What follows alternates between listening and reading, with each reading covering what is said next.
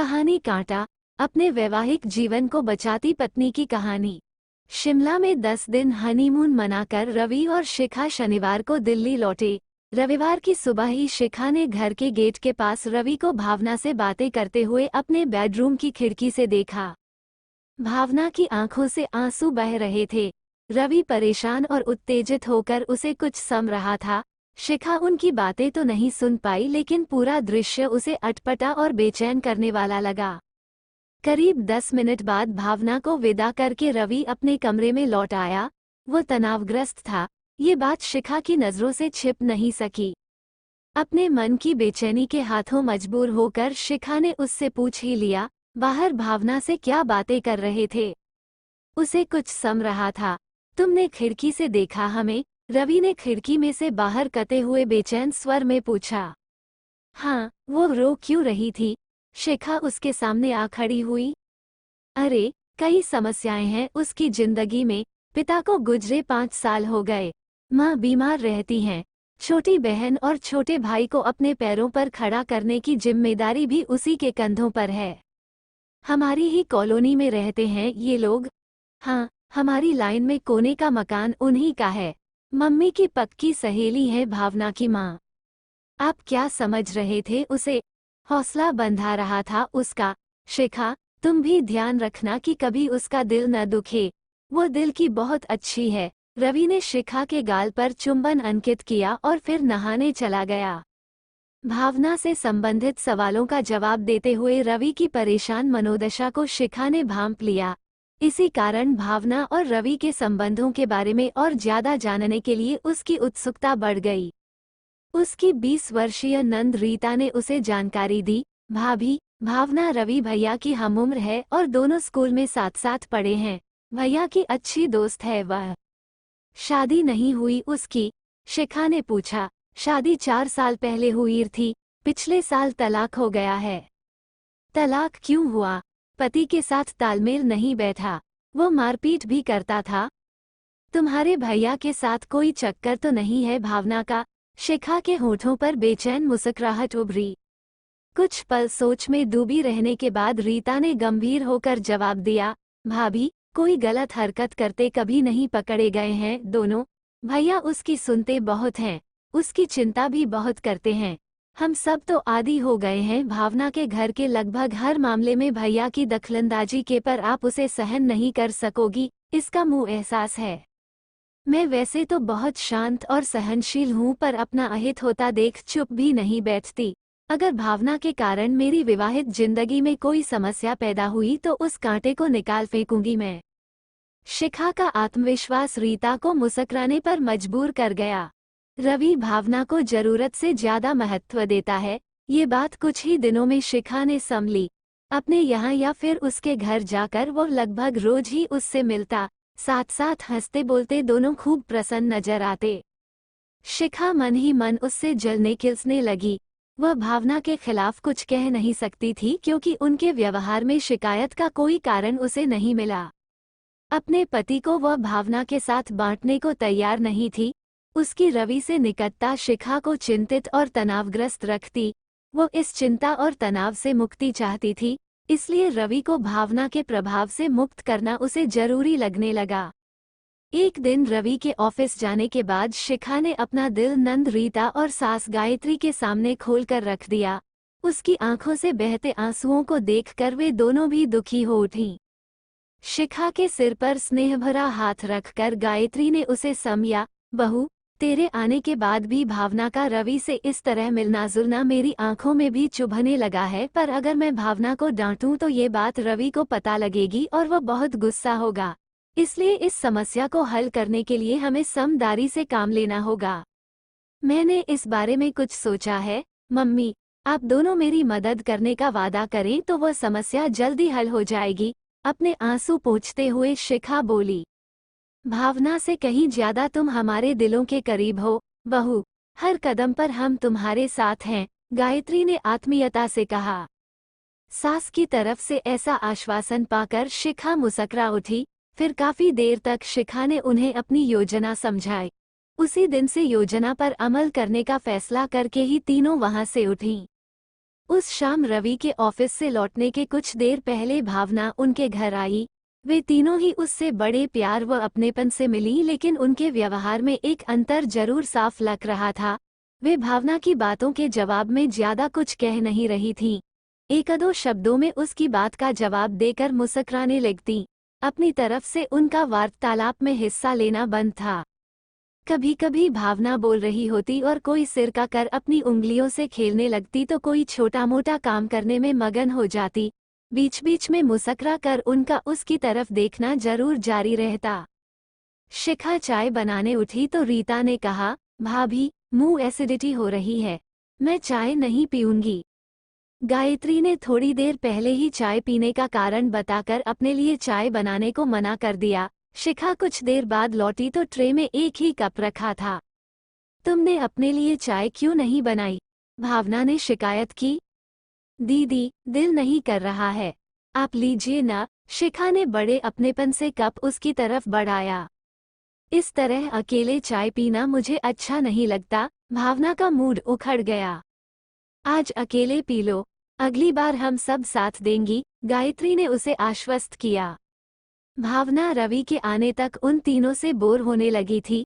फिर जब रवि आ गया तो उसके साथ साथ वे तीनों भी चहकने लगीं। उस समय के उनके व्यवहार को देखकर कोई नहीं कह सकता था कि रवि की अनुपस्थिति में उनके मुंह से पूरा वाक्य भी कठिनाई से निकल रहा था। जब भावना अपने घर जाने लगी तब पहली बार शिखा ने रवि की उपस्थिति में उसके पैर छुए। अरे, यह क्या कर रही हो शिखा, इसकी कोई जरूरत नहीं है, वो हैरान हो उठी। भावना दीदी, आप मुँह से बड़ी हैं, मेरी शुभ चिंतक हैं, मुँह आपका आशीर्वाद इसी तरह लेना चाहिए। उसकी बात सुनकर रवि और भावना दोनों ही प्रसन्न हो गए। रवि की अनुपस्थिति में वे तीनों भावना से बिल्कुल कटीकटी सी रहती, पर उनके चेहरों पर नकली मुस्कान अवश्य होती। रवि जब घर में होता तब हंसने बोलने में उनकी पूरी भागीदारी रहती। आखिरकार वही हुआ जिसकी इन्हें उम्मीद थी। रवि की अनुपस्थिति में भावना ने उनके यहाँ आना बंद कर दिया। भावना एक स्कूल में अध्यापिका थी। उसके सुबह स्कूल जाने के बाद अक्सर शिखा उसकी मां शांता से मिलने जाने लगी। वो अधिकतर उनके साथ भावना के भविष्य को लेकर बातचीत करती। भावना की शादी हो जाए तो मैं निश्चित हो जाऊं, मैं खुद तो भागदौड़ कर नहीं सकती, फिर एक तलाकशुदा लड़की के लिए अच्छा रिश्ता आसानी से मिलता भी नहीं। एक दिन शिखा से अपनी परेशानी बयान करते हुए शांता का गला भर आया। अपने सब रिश्तेदारों के पास मुंह से चिट्ठियां लिखवा कर भेजिए, कहीं से अच्छा रिश्ता आता तो रवि के साथ आप लड़का देखने चली जाना। इस शुभ काम में हम सब आपके साथ हैं, मौसी जी। इस प्रकार का हौसला दिलाने वाली बातें कहकर शिखा ने शांता का दिल जीत लिया। शिखा की सलाह पर शांता ने अपनी बेटी को चिट्ठियां भेजने वाली बात नहीं बताई। सप्ताह भर के अंदर शिखा ने 20 चिट्ठियां शांता की तरफ से लिखकर उनके रिश्तेदारों को भेज दी। इस बार रीता का जन्मदिन रविवार को पड़ा। नेहरू पार्क में जाकर पिकनिक मनाने का कार्यक्रम जब एक दिन पहले तय किया गया तब भावना भी उपस्थित थी। लंच घर से तैयार करके ले जाना था। पहले ऐसे मौकों पर भावना रसोई के कामों में बढ़ चढ़ कर हिस्सा लेती आई थी, लेकिन उस दिन उसे कुछ काम नहीं करने दिया गया। भावना बेटी, तू आराम से ड्राइंग रूम में बैठ, बहू कर लेगी सारा काम। गायत्री हाथ पकड़कर उसे रसोई से बाहर ले जाने लगी। दीदी, आपके हाथों के बने आलू गोभी के पराठे खूब खाए हैं हमने, अब सिर्फ शिखा भाभी के हाथों के बने पराठों का स्वाद चखेंगे हम तो। रीता की आवाज में जिद के भाव उभरे। दीदी, एक तो जिसका जन्मदिन है, हमें उसकी इच्छा माननी ही पड़ेगी। दूसरे, आप हमारी मेहमान हैं, आपको रसोई के कामों में लगाना गलत होगा। शिखा ने बड़े आदर से अपनी बात कही। ये तो तुम गलत कह रही हो शिखा, भावना नाराज सी नजर आई। फिर उसने घूमकर गायत्री से बड़े अपनेपन से पूछा, मौसी जी, मैं आपके घर में मेहमान हूँ या ये घर मेरा भी है? घर तो तेरा वो होगा बेटी जहाँ तेरी शादी होगी। हम तो चाहते हैं वो दिन जल्दी आए जब तेरी गृहस्थी फिर से बसे।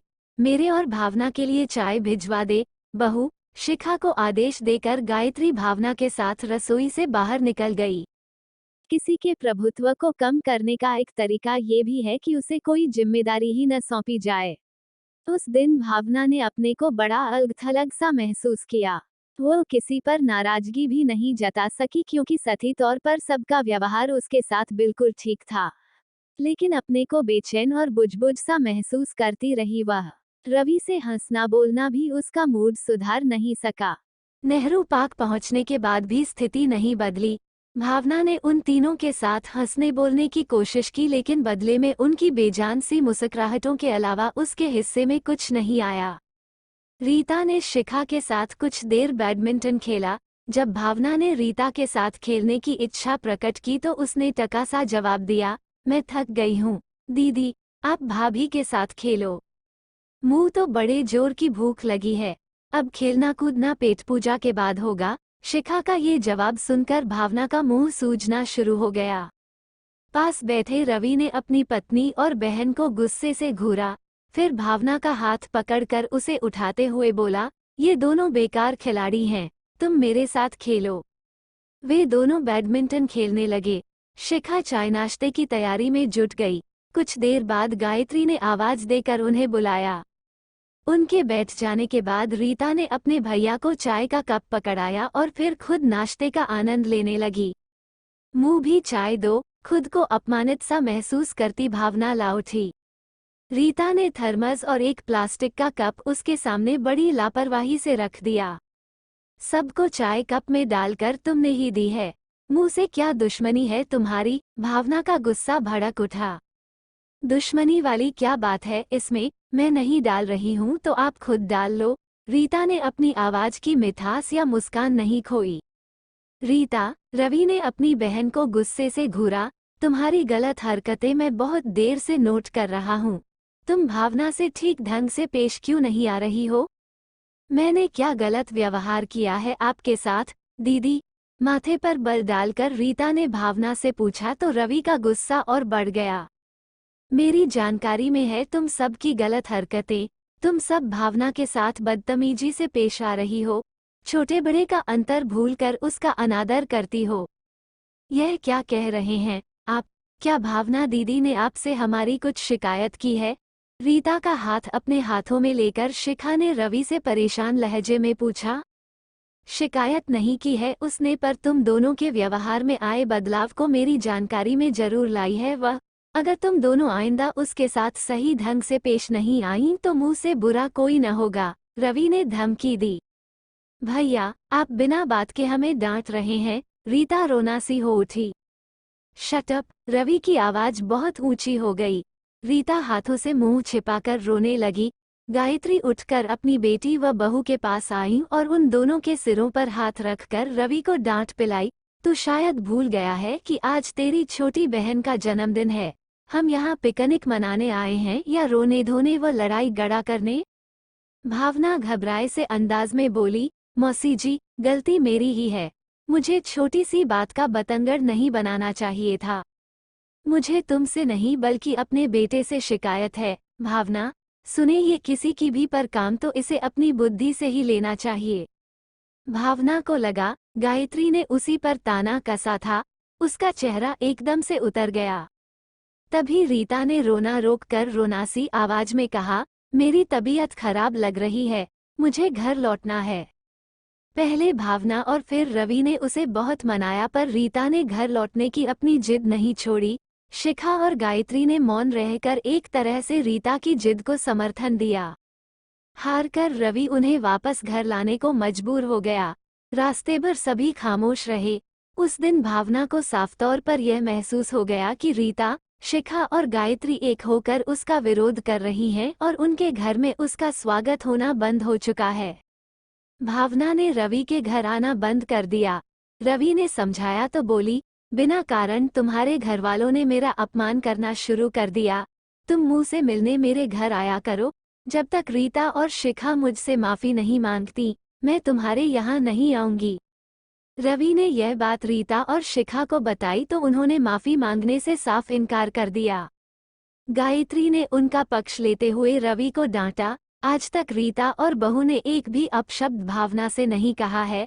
उसे अपमानित करने वाली एक भी घटना अगर भावना बता दे तो उसके पैरों पर नाक रगड़ लेंगी ये दोनों। अपने अहम की संतुष्टि के लिए वो अगर इनसे माफी मंगवाना चाहती है तो यह नहीं होगा। अपने को अपमानित करने वाली कोई घटना भावना बता नहीं सकी।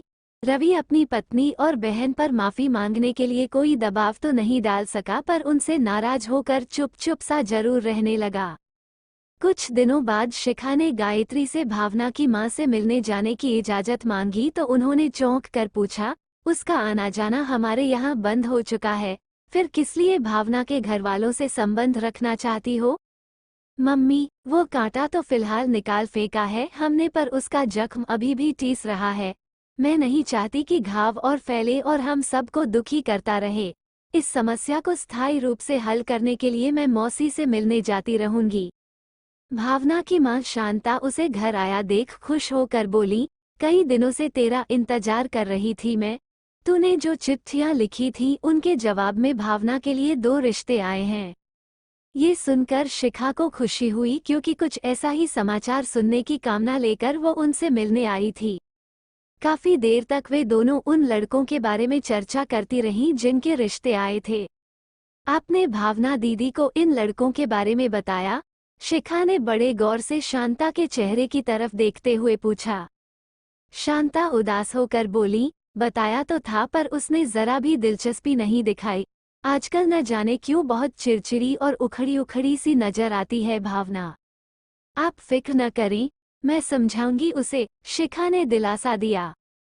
अगर तुम उसे देखने दिखाने के लिए राजी कर सको तो तुम्हारा यह एहसान मैं कभी। शांता के मुंह पर हाथ रखकर शिखा ने उन्हें बात पूरी करने से रोका और कोमल लहजे में बोली, मौसी जी, भावना दीदी की शादी होने पर सबसे ज्यादा खुशी मुझे होगी। आप फिक्र न करें, सब ठीक हो जाएगा। भावना के स्कूल से लौटने तक शिखा वहीं रुकी रही। उसे देखकर भावना के माथे पर बल पड़ गए और वह नाराज नजर आने लगी।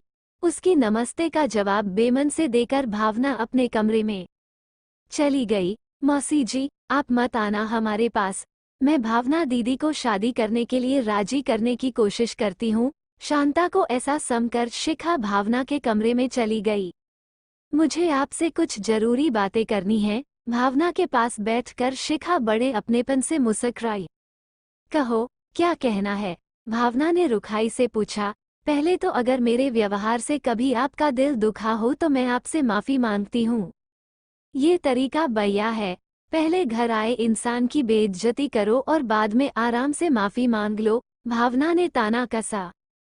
भावना दीदी, आप इस तरह नाराज ना हो। मैं सचमुच आपका बहुत आदर करती हूँ और आपकी शुभचिंतक भी हूँ। आज आपको एक गोपनीय बात बताने आई हूँ मैं। कैसी गोपनीय बात? भावना की दिलचस्पी जागी। मेरी बड़ी बहन सपना की शादी 5 साल पहले हुई थी। तब मेरी उम्र ज्यादा नहीं थी और समझदार भी कम थी मैं। मेरे जीजाजी बड़े हंसमुख और स्मार्ट हैं। उनसे प्रेम करने लगी। बोलते हुए शिखा का चेहरा धीरे धीरे लाल हो गया। फिर क्या हुआ? तुम्हारी दीदी और तुम्हारे जीजाजी की क्या प्रतिक्रिया रही? पुरुषों की ऐसे प्रेम में दिलचस्पी रहती ही है, भावना दीदी। जीजाजी को मुंह से प्रेम संबंध बनाए रखने में कोई ऐतराज न था। एक दिन सपना दीदी ने मुझे जीजाजी की बाहों में देख ही लिया। खूब गुस्सा हुई होंगी वे तुम पर। गुस्सा बिल्कुल भी नहीं हुई, न मुझ पर न जीजाजी पर। उन्होंने अकेले में ले जाकर मुंह से एक ही बात कही थी। वह क्या? उन्होंने मुंह से प्यार भरे स्वर में कहा, देख शिखा, एक दिन तेरी जिंदगी में भी कोई पुरुष आएगा। वह सिर्फ तेरा होगा, सिर्फ तू प्रेम करेगा, सिर्फ तू से प्रेम पाएगा। हमें ऐसे पुरुष से दिल का संबंध नहीं बनाना चाहिए जो पिया किसी और पति किसी का हो। ऐसे व्यक्ति से प्रेम करना कभी सुख शांति और संतोष नहीं दे सकता। मैं आपसे उम्र में छोटी हूँ भावना दीदी। सपना दीदी की बात उस कम उम्र में भी मेरी सम में आ गई थी। अगर आपको भी लगे कि हर औरत को ऐसे जीवन साथी का सानिध्य पाने की इच्छा रखनी चाहिए जो सिर्फ उसका हो, तब आप अपनी मम्मी की सलाह मानकर शादी के लिए हाँ कह दो। जो रिश्ते आ रहे हैं उनमें दिलचस्पी लेकर जल्दी ही अपने जीवन साथी का चुनाव कर लो। ऐसा करके आप सुखी भी रहेंगी और समाज में आपका मान सम्मान भी बढ़ेगा। अपने मन की बात शांत व कोमल स्वर में कहकर शिखा खामोश हो गई। आरंभ में भावना को शिखा की बातों पर गुस्सा आया था। फिर उसने ध्यान से सुनना शुरू किया। बात खत्म होने के बाद वह देर तक सोच विचार में डूबी बैठी रही। तुम ठीक ही कह रही हो, शिखा, कुछ बातों में सापन चल नहीं सकता। भावना ने गहरी सांस छोड़ी। मैं तुम्हारा इशारा समझ गई हूँ।